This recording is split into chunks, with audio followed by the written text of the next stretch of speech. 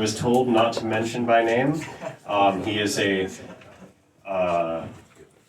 former Hungarian citizen, a former Filipino citizen, a current Mexican citizen, and a future Barfavanian citizen. And I think we should all give it up for the return of the king. Hail our people, hail victory, hail our next reader, Matt Forney.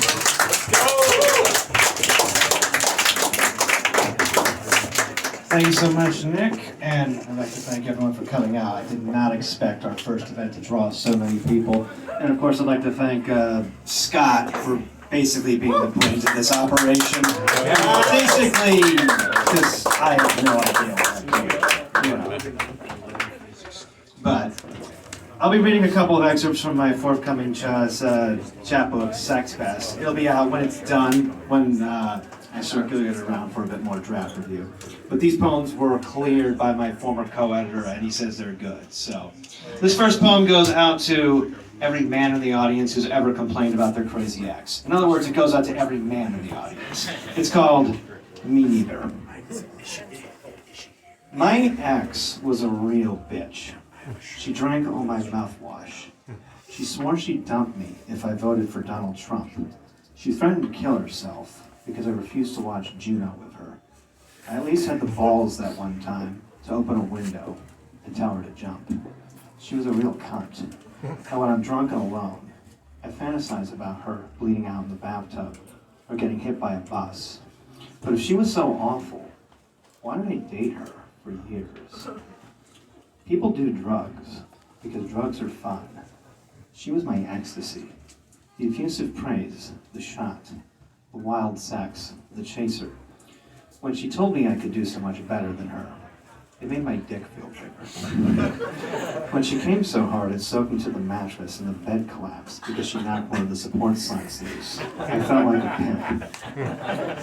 When I bitched to my best friend about how she was talking to plants and demanding more mezcal, and he told me point blank to get her out of my life, I ignored his wise counsel, because riding her bipolar sine wave was too much fun. I used to say I wanted a woman who isn't crazy, who isn't on pills, who isn't cutting herself, who knows how to cook something other than canned soup. I searched in countries where the tap water is undrinkable, and the local delicacy is unseasoned pig lard. I found only missionary and awkward silence. Good girls don't care about my latest poem. They lie to their parents about spending the night at my place. They watch Russian soaps all day and burst into tears after they see my name on the SPLC's hate watch. They're only dating me because my driver's license says I'm from New York, and I make 6 times the local monthly salary. Only clingy women make me feel like a man. Anna and Mia are my wing women. Pfizer is the DJ. Uncle Bad Touch owns the club. No escort will ever tell me I'm the only man she doesn't find disgusting. No sugar baby will beg me to make a suicide pact with her after reciting This Be the Verse. Her profuse apologies after I slap the razors out of her hands are better than foreplay. Her idealization is validation for my kissless youth.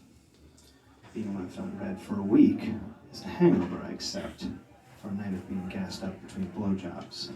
I don't want a trad wife. I want a slut who doesn't have courtesy to fold my laundry afterwards. I know none of it is real, but to her, I'm just a walking dildo with a shoulder crying attachment. She'll slide her ex off to me and tell me I'm a better lay, and slide me off to the next guy she fucks. Her love has an expiration date. She will eventually split, and then split, and the crash will ruin me for months. I'll lie about getting clean before I find another dealer, and the cycle begins anew. I can blame Klonopin, I can blame BPD, I can blame the iPhone, I can even blame the Simps. Everything to avoid the truth. But whenever the crazy train passes by my house, I'll never be able to stop myself from buying a ticket. Thank you. Woo! Oh, yes!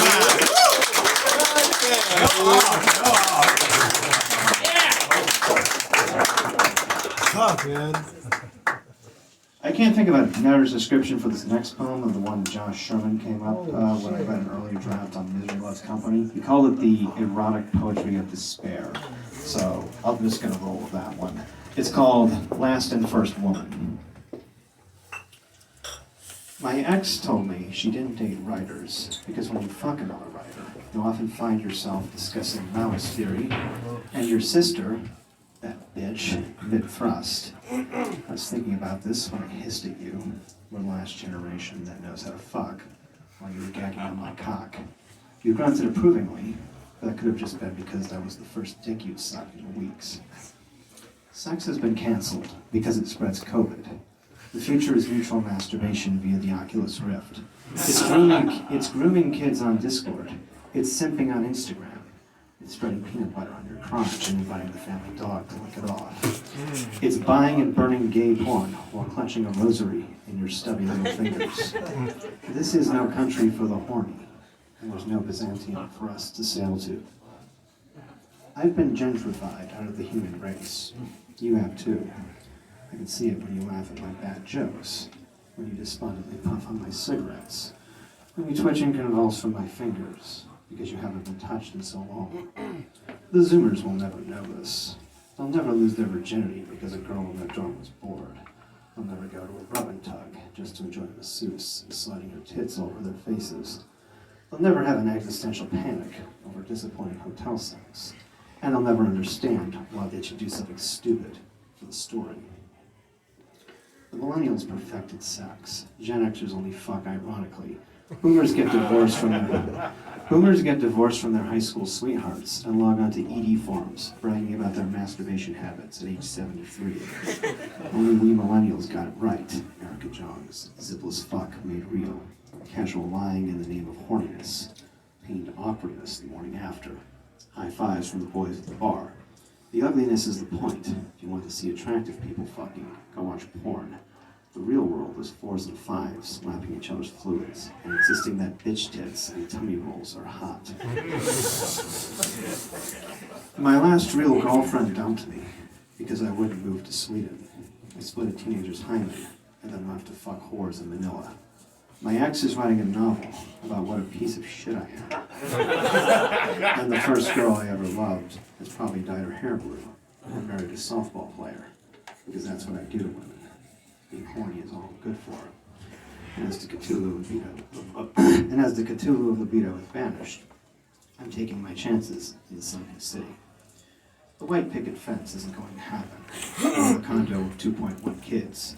I won't even have the pleasure of being a dink. If I'm lucky, I'll get shot in the head because I'm hoarding cans of beans.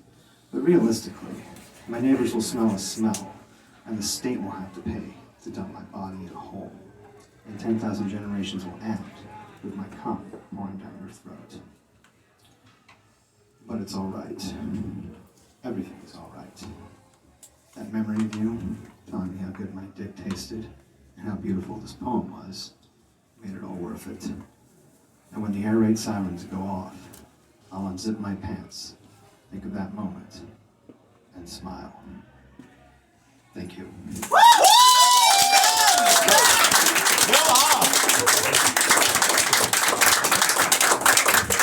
So good.